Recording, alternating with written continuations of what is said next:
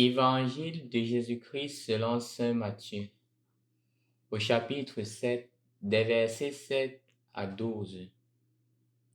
En ce temps-là, Jésus disait à ses disciples, Demandez, on vous donnera. Cherchez, vous trouverez. Frappez, on vous ouvrira. En effet, quiconque demande reçoit. Qui cherche trouve. À qui frappe on ouvrira. Ou encore, lequel d'entre vous donnera une pierre à son fils quand il lui demande du pain? Ou bien lui donnera un serpent quand il lui demande un poisson?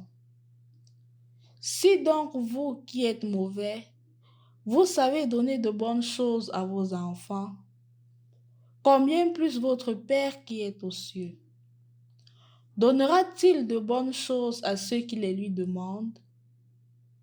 Donc, tout ce que vous voudriez que les autres fassent pour vous, faites-le pour eux vous aussi.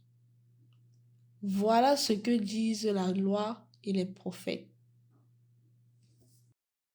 Au nom du Père, et du Fils et du Saint-Esprit. Amen. Loué soit Jésus-Christ. J'arrive à la conclusion, de par ma petite expérience avec Dieu, que le Seigneur nous exauce toujours. Il le dit d'ailleurs dans l'évangile de ce jour. Vous qui êtes mauvais, savez donner de bonnes choses à vos enfants, combien plus grand votre Père qui est au ciel vous donnera de bonnes choses. Je crois que la réponse se trouve à ce niveau. Le Seigneur nous donne de bonnes choses et non de mauvaises choses. Parfois dans nos prières, nous prions et nous demandons des mauvaises choses. Dieu qui est conscient que si jamais nous avons cela nous ferait plus de mal que de bien, ne nous donne pas, parce qu'il nous aime. Il veut nous donner de bonnes choses. J'ai souvent l'analogie que j'utilise pour expliquer cela. Je dis souvent aux parents que si votre enfant, à 2 heures du matin, se levait et il disait qu'il voulait aller rendre visite chez un ami dans une autre ville, à 2 heures du matin, et il veut sortir, est-ce que vous lui permettrez de le faire? Il me disait habituellement non. Je dis pourquoi? Ils disent que non. Premièrement, c'est une question d'insécurité, de sécurité. Deuxièmement, c'est une question d'âge. Il est encore très petit pour pouvoir courir ce risque-là. D'ailleurs, comme moi-même, dit un parent, même pour le faire, il faudrait qu'il y ait une urgence. À plus forte raison, cet enfant.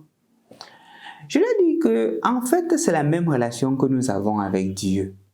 Dieu, parfois, ne nous permet pas parce qu'il sait que cela nous ferait plus de mal. Si jamais le parent permet à l'enfant de sortir à 2 heures, il sait bien que c'est très risqué et la probabilité est très grande que l'enfant ne rentre pas. De nos jours, on parle maintenant des enfants qui sont kidnappés et dont on retire les parties intimes, on se met à faire du commerce ou des pratiques exotériques avec. Quel parent pourrait courir ce risque? C'est une analogie pour vous faire comprendre, pour nous faire comprendre, chers frères et sœurs dans le Christ, que nos prières sont toujours exaucées. Si le Seigneur tarde à exaucer certaines de nos prières, c'est parce qu'il est convaincu que cela nous ferait plus de mal en ce moment-là. Et de ce fait, il nous demande de patienter. Mais il nous exauce toujours parce qu'il nous aime. Comme je l'ai dit tantôt, je suis davantage convaincu. Toutes les prières que le Seigneur m'a adressées, il les a exaucées. Et exaucer ne veut pas toujours dire qu'il a fait ce que je lui ai demandé, non.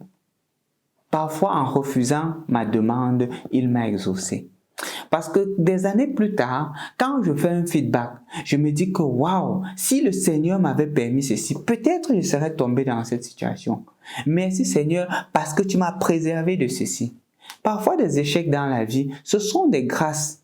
Des grâces dans la mesure où cela nous empêche de nous sombrer davantage dans le ravin. Ce que je voudrais te faire comprendre aujourd'hui, mon frère, ma soeur, en ce jour, c'est que tes prières sont toujours exaucées. Et ne te lasse jamais d'adresser tes prières au Seigneur parce qu'il les exauce, parce qu'il t'aime. Sois davantage convaincu de cela. Regarde dans la première lecture, la prière d'Esther. Esther qui était une femme, on sait bien que dans une culture patriarcale, la femme n'a pas de parole. Elle a demandé la force au Seigneur et dans sa prière, le Seigneur lui a donné la force et elle a pu donner de l'espoir à son peuple. Mon frère, ma soeur, ne te lasse jamais de prier, mais sois convaincu d'une chose. Chaque fois que tu pries et que le Seigneur tarde à t'exaucer, ce n'est pas qu'il ne veut pas, ce n'est pas parce qu'il te déteste, c'est tout simplement parce qu'il te dit le moment n'est pas encore arrivé. Donc, patiente. La patience doit aussi être une de nos vertus pendant ce temps de calme. Au nom du Père et du Fils et du Saint-Esprit. Amen.